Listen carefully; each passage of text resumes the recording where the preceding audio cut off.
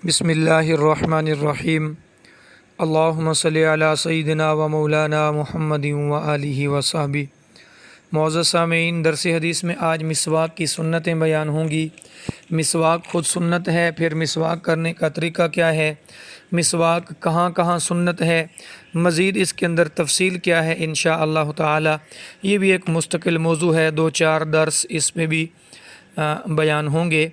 सबसे पहले ये समझें कि हज़रत अबू हुरैरा रज़ियल्लाहु ताला अन्हु फरमाते हैं, रसूलुल्लाह सल्लल्लाहु अलैहि वसल्लम ने फरमाया, लौला अन अशुक़ अला उम्मती, अगर मुझे उम्मत पर मशक्क़त का डर ना होता, ला अमरतुहुम बेताख़ीर इशा, तो एक तो मैं ये हुक्म देता कि इशा की नमाज ज़रा देर से पढ़ा करें, व बिस्सिवाक, और दूसरा हुक्म ये देता कि वो हर फ़र्ज़ नमाज के साथ जो है वो इंद कुल्ली सला, हर फ़र्ज़ नमाज के साथ वो मिसवाक ज़रूर किया करें।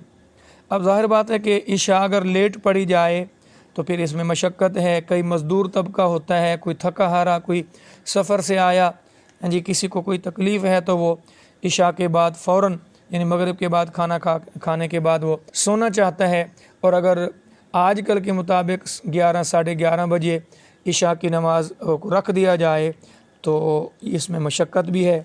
अगर कोई बंदा कहता चलो मैं सो जाऊं और फिर उठ के नमाज़ पढ़ूंगा, इशा के बाद सोकर फिर उठना दोबारा, इसमें बड़ी मशक्क़त है।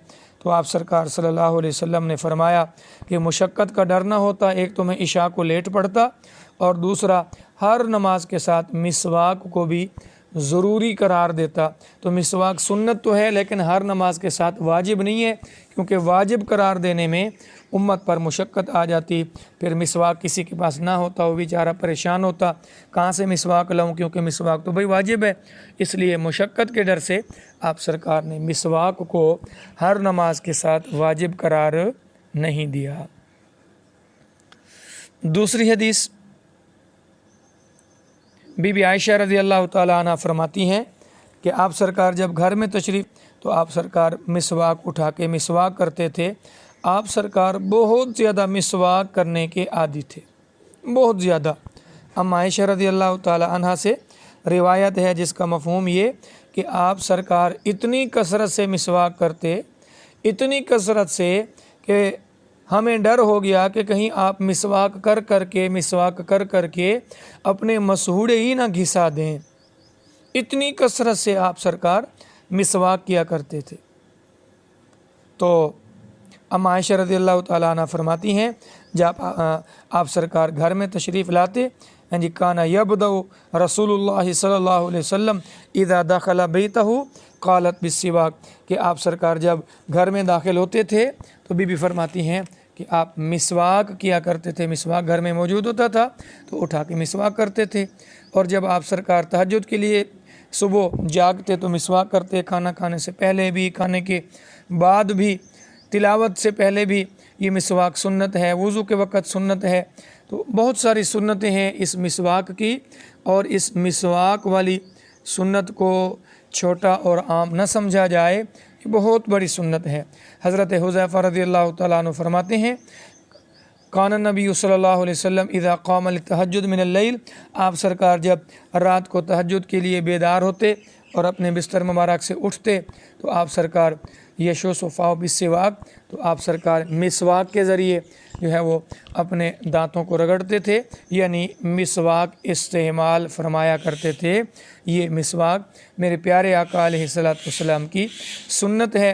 और हदीस पाक में आता है, बीबी आयशा रज़ियल्लाहु ताला अन्हा फरमाती हैं, अस्सिवाक मतहरतुल लिल फम मरज़ातुल लिर्रब, मिसवाक जो है ये मुँह को पाक साफ़ रखता है और रब की रज़ा का ज़रिया।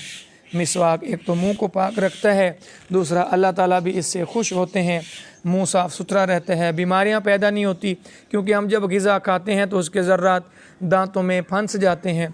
मिसवाक ना करें तो फंसे वो गल सड़ जाते हैं। फिर पानी पिया, कोई चीज़ खाई पी, वो फिर ज़र्रात उनके ज़रिए मैदे में चले गए और फिर ये मैदे के अल्सर का बायस बनते हैं, मैदे के अंदर ये तकलीफ़ का बायस बनते हैं। मिसवाक करने से वो ज़र्रात दांतों के अंदर फंसे हुए कुल्ली के ज़रिए निकल जाते हैं, दांत भी साफ़, मुंह भी साफ़, ساتھ والے کو بھی کوئی تکلیف نہ ہو۔ بعض لوگ مسواک نہیں کرتے تو ان کے ساتھ بیٹھا بھی نہیں جاتا۔ ویسے بعض لوگوں کو منہ کا بلغم بھی ہوتا ہے، اللہ معاف کرے، بہت بڑی یہ موذی مرض ہے، یعنی منہ کا بلغم۔ بعض بندوں کو سر میں ہوتا ہے، سر سے ایک گندی سی ہوا آتی ہے، بعض بندوں کو منہ میں ہوتا ہے، بعض بندوں کے ہاتھوں میں ہوتا ہے۔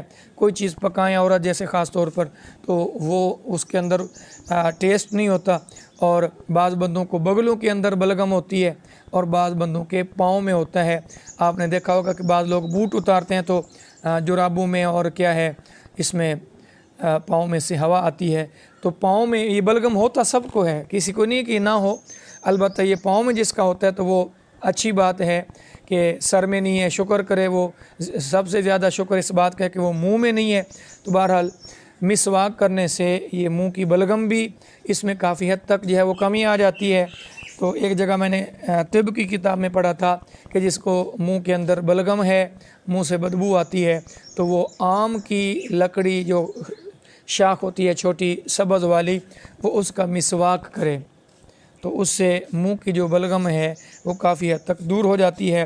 بہرحال یہ جو مسواک یہ منہ کو پاک صاف رکھتا ہے، اور یہ جو مسواک ہے اللہ پاک کی رضا کا، خوشنودی کا ذریعہ ہے۔ مزید بہت سارے مسائل ہیں، انشاءاللہ تعالیٰ پھر وہ کل بیان ہوں گے۔